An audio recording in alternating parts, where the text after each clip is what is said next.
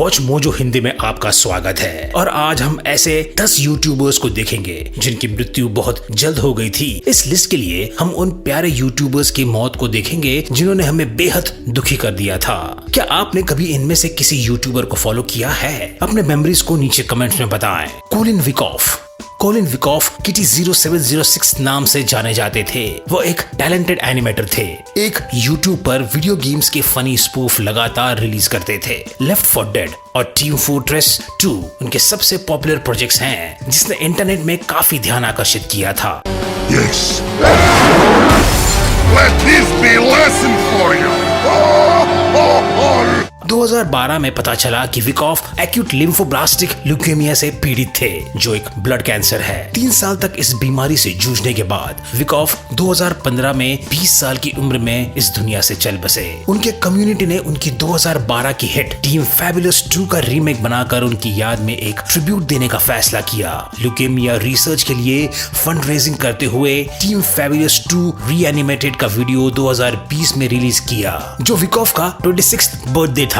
Christiana ग्रिमी जेल्डेक्स love 64 नाम से 2009 में यूट्यूब पर धमाल मचाने वाली क्रिस्टियाना ग्रिमी ने कई कवर सॉन्ग्स रिलीज किए थे, जिसे सुनने वाले चैनल की तरफ काफी आकर्षित हुए थे।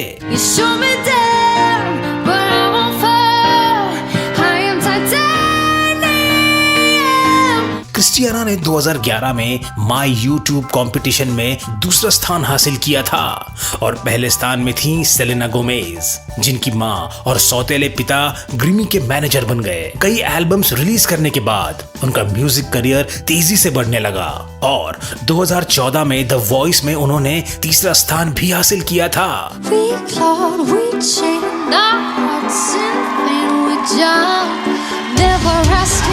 Breaking news and a singer's murder. Christina Grimmie rising to fame on The Voice. 2016 में फ्लोरिडा के ओरलैंडो में एक कॉन्सर्ट के बाद वह बाहर फैंस से मिली। 27 वर्षीय केविन जेम्स लॉयबल, जो ग्रिमी के बारे में ऑब्सेस था, उसने खुद की जान लेने से पहले ग्रिमी को गोली मार दी।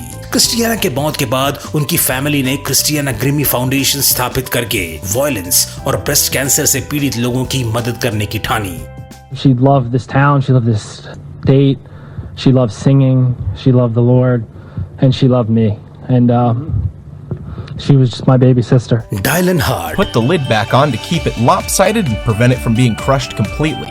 This will make a nice, alluring crinkle sound that dogs love. यदि आपको घर के किसी भी काम में सहायता की आवश्यकता हो, अगर किसी भी प्रोसेस को स्पीड अप करना हो, तो ये हाउस होल्ड हैकर चैनल आपके लिए था। Brew a really strong batch of black tea.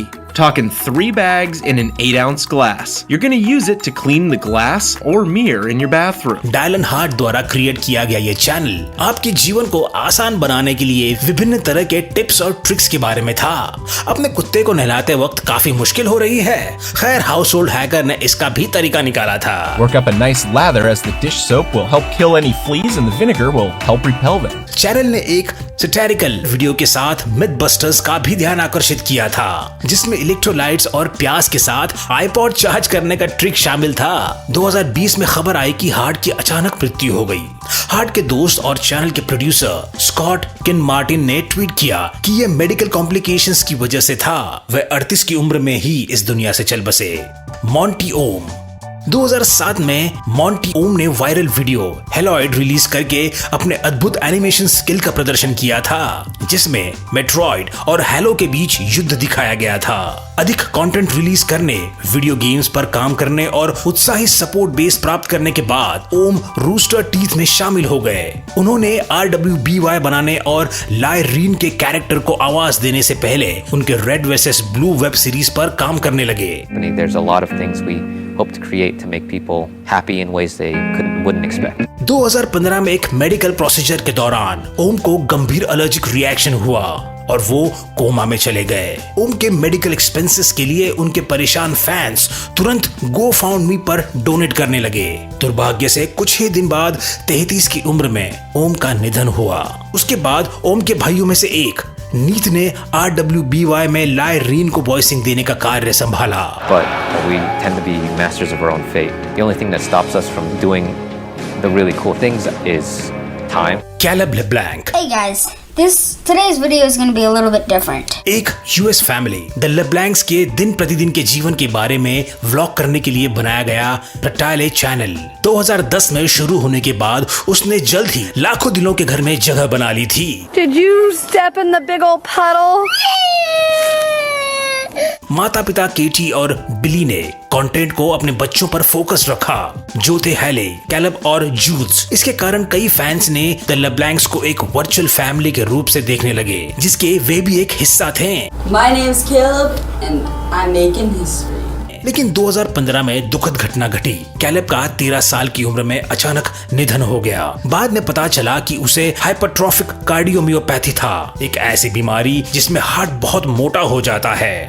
क्योंकि इस बीमारी के अक्सर कोई लक्षण नहीं होते, हैली और जूल्स ने अपनी हार्ट की भी जांच करवाई और खुशकिस्मती से वो ठीक निकले। ये प्रटाइले चैनल 2019 तक एक्टिव था। जॉन बेन, यदि आप वीडियो गेम्स के बारे में मुफ्त ओपिनियन ढूंढ रहे हैं, आपने शायद टोटल बिस्किट द्वारा प्रोड्यूस किया गया कंटेंट देखा ही होगा। It ended up being really fun, you know, instead of just being a gimmicky. Again, it's very fan servicey. I'm pretty sure most of those characters' breasts were not that large previously, but I'll look into it. John Ben, जो the cynical ब्रिट और total हेलीबट के नाम से भी जाने जाते थे, उनके वीडियोस ने हमेशा गेमर्स के बीच बातचीत को बढ़ावा दिया था। 2014 में बेन ने अनाउंस किया कि उन्हें कैंसर हुआ है। जब उस कैंसर का रिमिशन हुआ, तब एक और कैंसर उनके लिवर में पाया गया। Stage 4 is pretty bad. That's when survival chances go in the toilet. Ben बहादुरी से लड़ते रहे, लेकिन 2018 में वो हेपेटिक कोमा में चले गए और जल्द ही उनकी मृत्यु हो गई। ब्लिजार्ड ने तय किया कि वे स्टारक्राफ्ट 2 में बेन के लिए बंडल रिलीज करके उससे मिलने वाले प्रॉफिट्स को बेन की पत्नी जीना और बेटे ओरियन को देंगे। You do the best you can, you don't give up on it. You know, it's because it's not just giving up on your life. It's giving up on everyone that's ever been touched by what you've done. Grant Thompson टिकॉर या TKOR या the king of random के नाम से इस platform में join करने के बाद जोनाथन ग्रैंट थॉमसन एक बेहतरीन और सबसे अलग क्रिएटर बने। ये चैनल जल्द ही साइंस फैन के लिए आश्चर्य बन गया क्योंकि इसमें ज्यादातर क्रेजी एक्सपेरिमेंट्स और उनके रिजल्ट्स को समझाया जाता है। We're stranded out in the middle of nowhere. What exactly would it take to make some good clay? लेकिन टिकॉर व्लॉगिंग और लाइफ हैक्स करते थे। जैसे जैसे चैनल की रीच बढ़ने लगी, थॉमसन कैमरा के सामने से हट गए और स्क्रीन के पीछे प्रोडक्शन पर ध्यान देने लगे और अपने परिवार के साथ समय बिताने लगे। So what I decided to do was devote my life to learning. I wanted to learn how to weld, I wanted to learn how to make circuit boards, I wanted to learn how to be Tony Stark. 2019 में Thompson Utah में paragliding करने के लिए गए और वापस कभी नहीं लौटे। जीपीएस की मदद से पुलिस को उनका शव मिला। पैराग्लाइडर क्रैश होने की वजह से उनकी मृत्यु हो गई थी। उस समय वे सिर्फ 38 साल के थे। थॉमसन के दोस्तों और परिवार की वजह से आज भी the king of random channel active है। Doing a fine job, make stuff you're proud of. Love you. Ed Gold, YouTube के आविष्कार से पहले ही एड गोल्ड एनिमेशन के क्षेत्र में एक अलग लहर बना रहे थे। I'm Ed, I make Ed's World. It's pretty swell. उनके काम ने उन्हें UK based comedy series Ads World बनाने के लिए प्रेरित किया।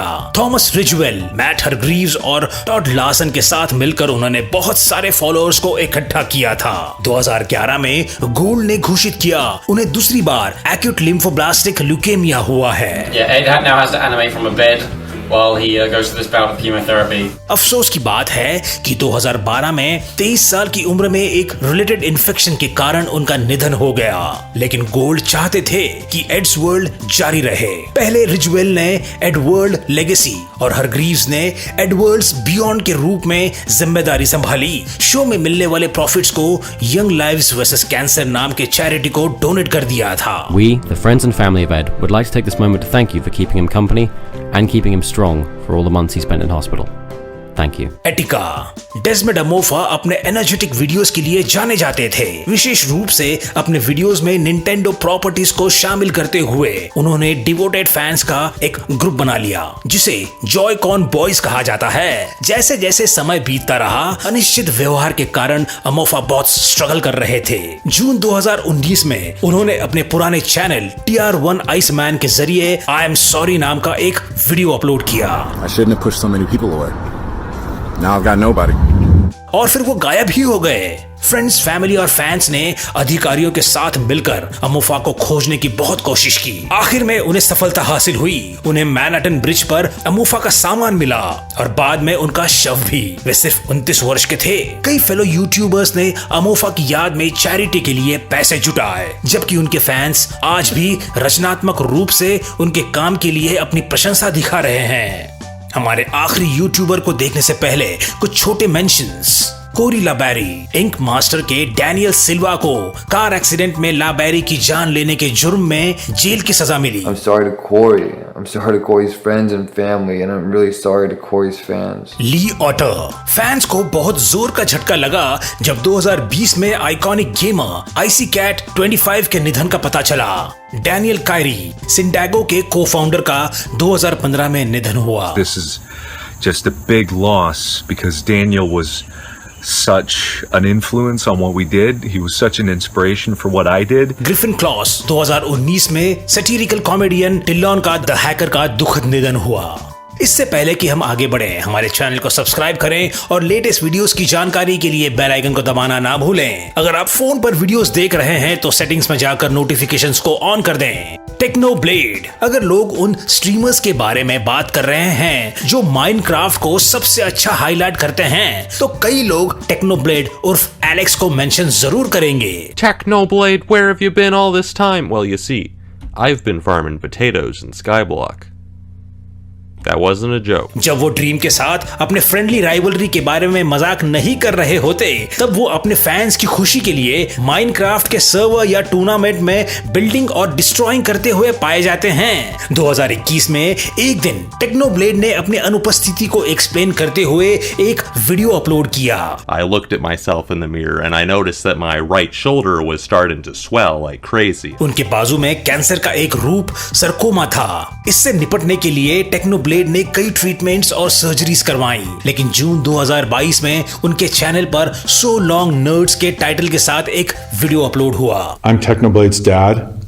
He wrote a message and he asked me to read it to all of you. टेक्नोब्लेड के पिता ने वो स्क्रिप्ट पढ़ी जो यूट्यूबर्स द्वारा उनके मृत्यु से 8 घंटे पहले लिखी गई थी। उस वीडियो में उन्होंने अपने फैंस को अपनी हैप्पी जिंदगी के लिए धन्यवाद कहा। You don't have to do anything else. You've done so much for so many people, millions of people. And if you want to now, you can rest. Watch mojo के अन्य videos को देखने के लिए हमारे चैनल को subscribe करें और लेटेस्ट वीडियोस की जानकारी के लिए बेल आइकन दबाना ना भूलें।